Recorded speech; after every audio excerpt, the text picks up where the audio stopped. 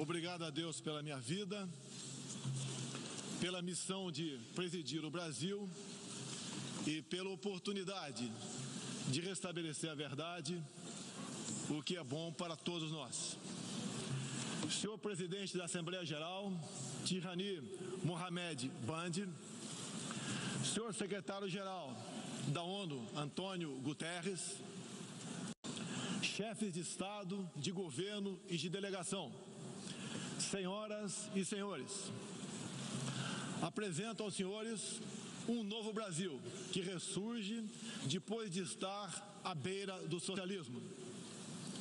Um Brasil que está sendo reconstruído a partir dos anseios e dos ideais de seu povo. No meu governo, o Brasil vem trabalhando para reconquistar a confiança do mundo, diminuindo o desemprego, a violência e o risco para os negócios, por meio da desburocratização, da desregulamentação e, em especial, pelo exemplo.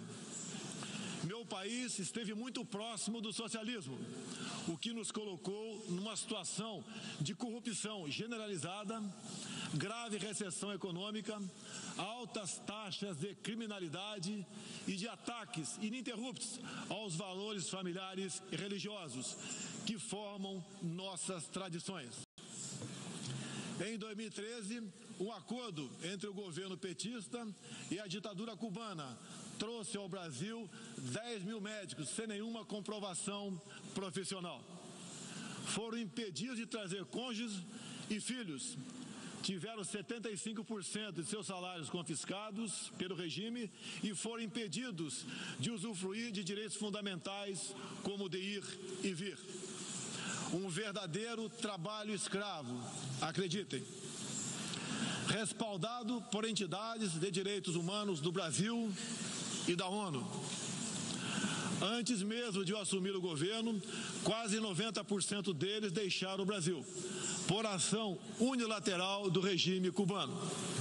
Os que decidiram ficar se submeterão à qualificação médica para exercer sua profissão. Deste modo, nosso país deixou de contribuir com a ditadura cubana, não mais enviando para Havana 300 milhões de dólares todos os anos. A história nos mostra que já nos anos 60, agentes cubanos foram enviados a diversos países para colaborar com a implementação de ditaduras. Há poucas décadas, tentaram mudar o regime brasileiro e de outros países da América Latina. Foram derrotados. Civis e militares brasileiros foram mortos e outros tantos tiveram suas reputações destruídas, mas vencemos aquela guerra e resguardamos nossa liberdade. Na Venezuela, esses agentes do regime cubano, levados por Hugo Chávez, também chegaram e hoje são aproximadamente 60 mil que controlam e interferem em todas as áreas da sociedade local, principalmente na inteligência e na defesa. A Venezuela, outrora um país pujante e democrático, hoje experimenta a crueldade do socialismo. O socialismo está dando certo na Venezuela. Todos estão pobres e sem liberdade. O Brasil também sente os impactos da ditadura venezuelana. Dos mais de 4 milhões que fugiram do país, uma parte migrou para o Brasil, fugindo da fome e da violência. Temos feito a nossa parte para ajudá-los através da Operação Acolhida, realizada pelo Exército Brasileiro e elogiada mundialmente. Trabalhamos com outros países, entre eles os Estados Unidos, para que a democracia seja restabelecida na Venezuela, mas também nos empenhamos duramente para que outros países da América do Sul não experimentem esse nefasto regime. O Foro de São Paulo, organização criminosa, criada em 90 por Fidel Castro, Lula e Chávez, para difundir e implementar o socialismo na América Latina, ainda continua vivo e tem que ser combatido. Senhoras e senhores, em busca de prosperidade, estamos adotando políticas que nos aproximem de países outros que se desenvolveram e consolidaram suas democracias. Não pode haver liberdade política sem que haja também liberdade econômica. E vice-versa. O livre mercado, as concessões e as privatizações já se fazem presentes hoje no Brasil. A economia está reagindo ao romper vícios e amarras de quase 2 décadas de irresponsabilidade fiscal, aparelhamento do Estado e corrupção generalizada. A abertura, a gestão competente e os ganhos de produtividade são objetivos imediatos do nosso governo. Estamos abrindo a economia e nos integrando às cadeias globais de valor. Em apenas 8 meses, concluímos os 2 maiores acordos comerciais da história do país, aqueles firmados entre o Mercosul e a União Europeia, e entre o Mercosul e a Área Europeia de Livre Comércio, o EFTA. Pretendemos seguir adiante com vários outros acordos nos próximos meses. Estamos prontos também para iniciar nosso processo de adesão à Organização para a Cooperação de Desenvolvimento Econômico, OCDE. Já estamos adiantados, adotando as práticas mundiais mais elevadas em todos os terrenos, desde a regulação financeira até a proteção ambiental. Senhorita Isani Calapalo, indígena aqui presente no Brasil. Agora vamos falar de Amazônia. Em primeiro lugar, meu governo tem o compromisso solene com a preservação do meio ambiente e do desenvolvimento sustentável em benefício do Brasil. O Brasil é um dos países mais ricos em biodiversidade e riquezas minerais. Nossa Amazônia é maior que toda a Europa Ocidental e permanece praticamente intocada. Prova de que somos um dos países que mais protege o meio ambiente. Nessa época do ano, o clima seco e os ventos favorecem queimadas espontâneas e também as criminosas. Vale ressaltar que existem queimadas praticadas por índios e populações locais, como parte de sua respectiva cultura e forma de sobrevivência. Problemas qualquer país os tem. Contudo, os ataques sensacionalistas que sofremos por grande parte da mídia internacional, devido aos focos de incêndio na Amazônia, despertaram nosso sentimento patriótico. É uma falácia dizer que a Amazônia é patrimônio da humanidade e um equívoco, como atestam os cientistas, afirmar que a Amazônia, a nossa floresta, é o pulmão do mundo. Valendo-se dessas falácias, um ou outro país, em vez de ajudar, embarcou nas mentiras da mídia e se portou de forma desrespeitosa com espírito colonialista. Questionaram aquilo que nos é mais sagrado, a nossa soberania. Um deles, por ocasião do encontro do G7, ousou sugerir aplicar sanções ao Brasil sem sequer nos ouvir. Agradeço àqueles que não aceitaram levar adiante essa absurda proposta. Em especial, o presidente Donald Trump, que bem sintetizou o espírito que deve reinar entre os países da ONU. Respeito à liberdade e à soberania de cada um de nós. Hoje, 14% do território brasileiro está demarcado como terra indígena, mas é preciso entender que nossos nativos são seres humanos, exatamente como qualquer um de nós. Eles querem e merecem usufruir dos mesmos direitos de que todos nós. Quero deixar claro, o Brasil não vai aumentar para 20% sua área já demarcada como terra indígena, como alguns chefes de Estado gostariam que acontecesse. Existe no Brasil 225 povos indígenas, além de referências de 70 tribos vivendo em locais isolados. Cada povo ou tribo, com seu cacique, sua cultura, suas tradições, seus costumes e, principalmente, sua forma de ver o mundo.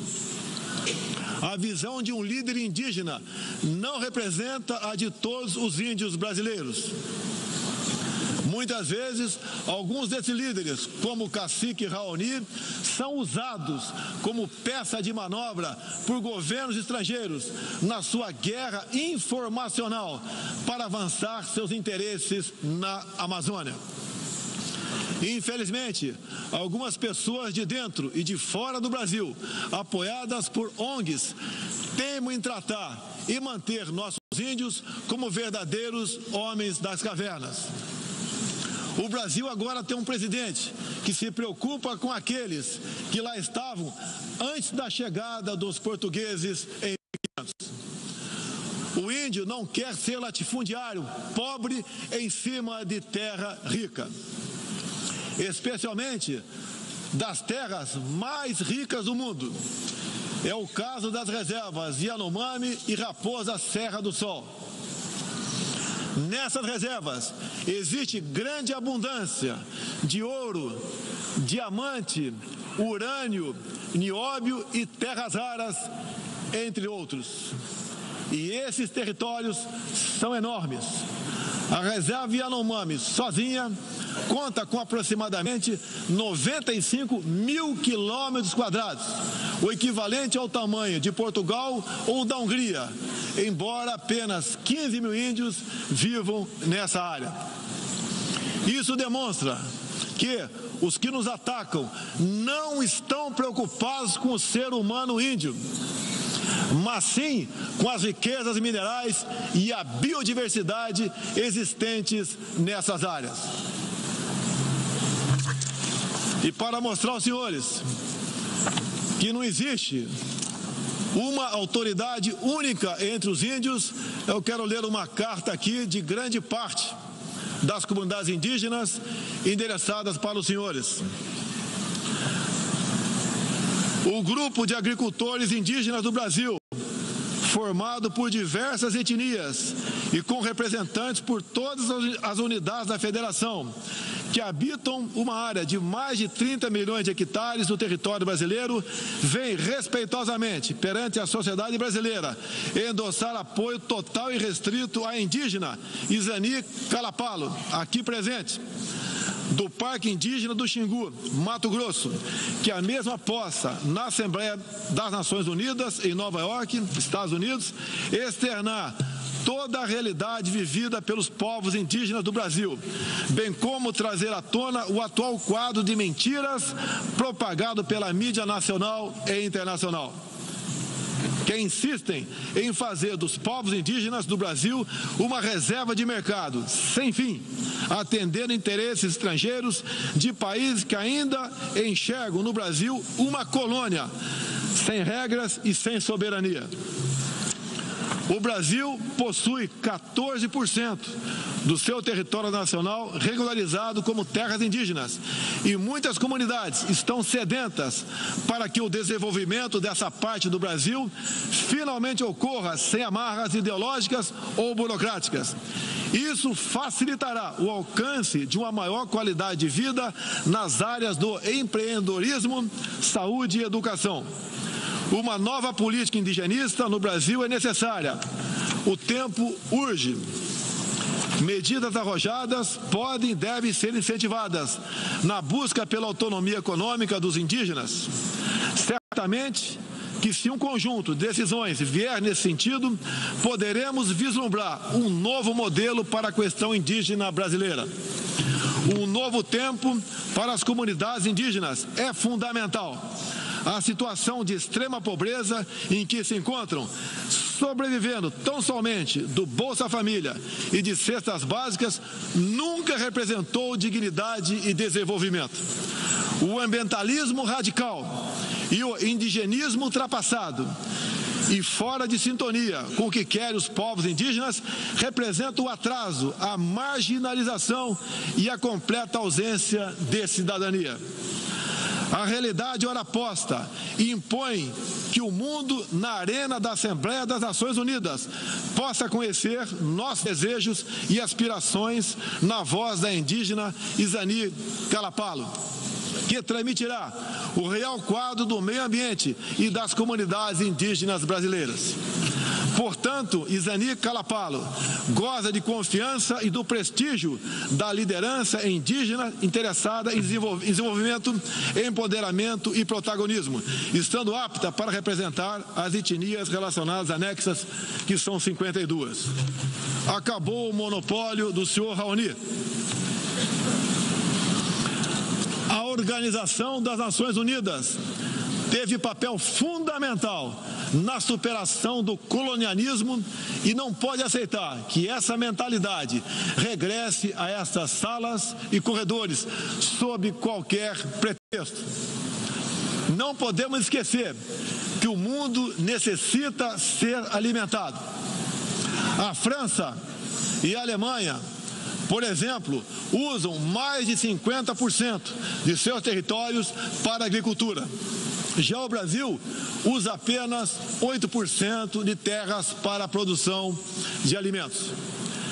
61% do nosso território é preservado. Nossa política é de tolerância zero para com a criminalidade, aí incluídos os crimes ambientais. Quero reafirmar minha posição de que qualquer iniciativa de ajuda ou apoio à preservação da floresta amazônica ou de outros biomas deve ser tratado em pleno respeito à soberania brasileira. Também rechaçamos as tentativas de instrumentalizar a questão ambiental ou a política indigenista em prol de interesses políticos e econômicos externos, em especial os disfarçados de boas intenções. Estamos prontos para, em parcerias e agregando valor, aproveitar de forma sustentável todo o nosso potencial. O Brasil reafirma seu compromisso intransigente com os mais altos padrões de direitos humanos, com a defesa da democracia e da liberdade de expressão religiosa e de imprensa. É um compromisso que caminha junto com o combate à corrupção e à criminalidade, demandas urgentes da sociedade brasileira. Seguiremos contribuindo dentro e fora das Nações Unidas para a construção de um mundo onde não haja impunidade, esconderijo ou abrigo para criminosos e corruptos. Em meu governo, o terrorista Cesare Battisti fugiu do Brasil, foi preso na Bolívia e extraditado para a Itália. Outros 3 terroristas paraguaios e um chileno que viviam no Brasil como refugiados políticos também foram devolvidos aos seus respectivos países. Terroristas, sob disfarce de perseguidos políticos, não mais encontrarão refúgio no Brasil. Há pouco, presidentes socialistas que me antecederam desviaram centenas de bilhões de dólares, comprando parte da mídia e parte do parlamento. Tudo por um projeto de poder absoluto. Foram julgados e punidos graças ao patriotismo, perseverança e coragem de um juiz que é símbolo no meu país, o doutor Sérgio Moro, nosso atual ministro da Justiça e Segurança Pública. Esses presidentes também transferiram boa parte desses recursos para outros países, com a finalidade de promover e implementar projetos semelhantes em toda a região. Essa fonte de recursos secou. Esses mesmos governantes vinham aqui todos os anos e faziam descompromissados discursos com temas que nunca atenderam aos reais interesses do Brasil, nem contribuíram para a estabilidade mundial. Mesmo assim, eram aplaudidos. Em meu país, tínhamos que fazer algo a respeito dos quase 70 mil homicídios e dos incontáveis crimes violentos que anualmente massacravam a população brasileira. A vida é o mais básico dos direitos humanos. Nossos policiais militares eram o alvo preferencial do crime. Só em 2017, cerca de 400 policiais militares foram cruelmente assassinados. Isso está mudando. Medidas foram tomadas e conseguimos reduzir em mais de 20% o número de homicídios nos 6 primeiros meses do meu governo. As apreensões de cocaína e outras drogas atingiram níveis recorde. Hoje o Brasil está mais seguro e ainda mais hospitaleiro. Acabamos de estender a isenção de vistos para países como Estados Unidos, Japão, Austrália e Canadá. E estamos estudando adotar medidas similares para a China e Índia, entre outros. Com mais segurança e com essas facilidades, queremos que todos possam conhecer o Brasil, em especial a nossa Amazônia, com toda a sua vastidão e beleza natural. Ela não está sendo devastada e nem consumida pelo fogo, como diz mentirosamente a mídia. Cada um de vocês pode comprovar o que estou falando agora. Não deixe de conhecer o Brasil. Ele é muito diferente daquele estampado em muitos jornais e televisões. A perseguição religiosa é um flagelo que devemos combater de forma incansável. Nos últimos anos, testemunhamos em diferentes regiões ataques covardes que vitimaram fiéis congregados em igrejas, sinagogas e mesquitas. O Brasil condena energicamente todos esses atos e está pronto a colaborar com outros países para a proteção daqueles que se veem oprimidos por causa de sua fé. Preocupam o povo brasileiro, em particular a crescente perseguição, a discriminação e a violência contra missionários e minorias religiosas em diferentes regiões do mundo. Por isso, apoiamos a criação do Dia Internacional em memória das vítimas de atos de violência baseados em religião ou crença. Nessa data, recordaremos anualmente aqueles que sofrem as consequências nefastas da perseguição religiosa. É inadmissível que em pleno século XXI, com tantos instrumentos, tratados e organismos com a finalidade de resguardar direitos de todo tipo e de toda sorte, ainda haja milhões de cristãos e pessoas de outras religiões que perdem sua vida ou sua liberdade em razão de sua fé. A devoção do Brasil à causa da paz se comprova pelo sólido histórico de contribuições para as missões da ONU. Há 70 anos, o Brasil tem dado contribuição efetiva para as operações de manutenção da paz das Nações Unidas. Apoiamos todos os esforços para que essas missões se tornem mais efetivas e tragam benefícios reais e concretos para os países que as recebem. Nas circunstâncias mais variadas, no Haiti, no Líbano, na República Democrática do Congo, Os contingentes brasileiros são reconhecidos pela qualidade de seu trabalho e pelo respeito à população, aos direitos humanos e aos princípios que norteiam as operações de manutenção de paz. Reafirmo nossa disposição de manter contribuição concreta às missões da ONU, inclusive no que diz respeito ao treinamento e à capacitação de tropas, área em que temos reconhecida experiência.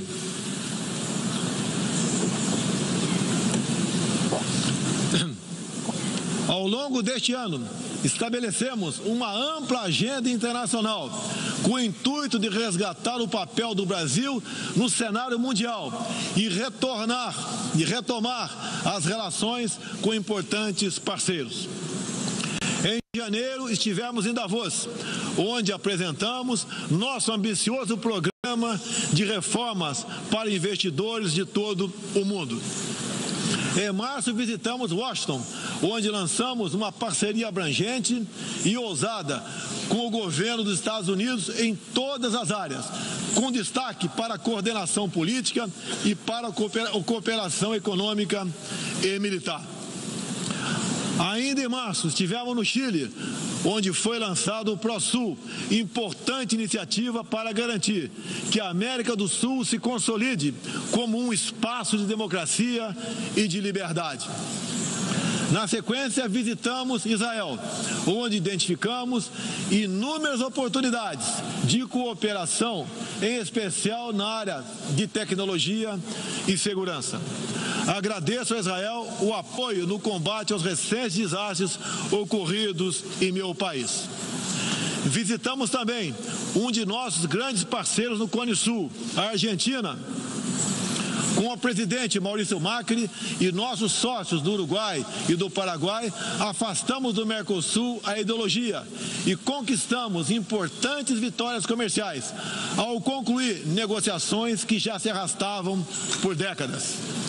Ainda este ano, visitaremos importantes parceiros asiáticos, tanto no Extremo Oriente quanto no Oriente Médio. Essas visitas reforçarão a amizade e o aprofundamento das relações com Japão, China, Arábia Saudita, Emirados Árabes e Catar. Pretendemos seguir o mesmo caminho com todo o mundo árabe e a Ásia. Também estamos ansiosos para visitar nossos parceiros e amigos na África, na Oceania e na Europa. Como os senhores podem ver, o Brasil é um país aberto ao mundo em busca de parcerias com todos os que tenham interesse de trabalhar pela prosperidade, pela paz e pela liberdade. Senhoras e senhores, o Brasil que represento é um país que está se reerguendo, revigorando parcerias e reconquistando sua confiança política e econômica. Estamos preparados para assumir as responsabilidades que nos cabem no sistema internacional. Durante as últimas décadas, nos deixamos seduzir, sem perceber, por sistemas ideológicos de pensamento que não buscavam a verdade, mas o poder absoluto. A ideologia se instalou no terreno da cultura, da educação e da mídia, dominando meios de comunicação, universidades e escolas. A ideologia invadiu nossos lares para investir contra a célula máter de qualquer sociedade saudável, a família. Tento ainda destruir a inocência de nossas crianças, pervertendo até mesmo identidade mais básica e elementar, a biológica. O politicamente correto passou a dominar o debate público para expulsar a racionalidade e substituí-la pela manipulação, pela repetição de clichês e pelas palavras de ordem. A ideologia invadiu a própria alma humana, para dela expulsar Deus e a dignidade com que Ele nos revestiu. E, com esses métodos, essa ideologia sempre deixou um rastro de morte, ignorância e miséria por onde passou. Sou prova viva disso. Fui covardemente esfaqueado por um militante de esquerda e só sobrevivi por um milagre de Deus. Mais uma vez, agradeço a Deus pela minha vida. A ONU pode ajudar a derrotar o ambiente materialista e ideológico que compromete alguns princípios básicos da dignidade humana. Essa organização foi criada para promover a paz entre nações soberanas e o progresso social com liberdade, conforme o preâmbulo de sua carta. Nas questões do clima, da democracia, dos direitos humanos, da igualdade de direitos e deveres entre homens e mulheres e em tantas outras, tudo o que precisamos é isso: contemplar a verdade seguindo João 8,32. E conhecereis a verdade e a verdade vos libertará. Todos os nossos instrumentos, nacionais e internacionais, devem estar direcionados, em última instância, para esse objetivo.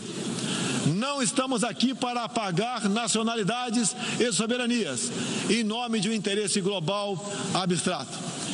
Esta não é a organização do interesse global, é a Organização das Nações Unidas. Assim deve permanecer. Com humildade e confiante no poder libertador da verdade, estejam certos de que poderão contar com este novo Brasil que aqui apresento aos senhores e senhoras. Agradeço a todos pela graça e pela glória de Deus. Meu muito obrigado.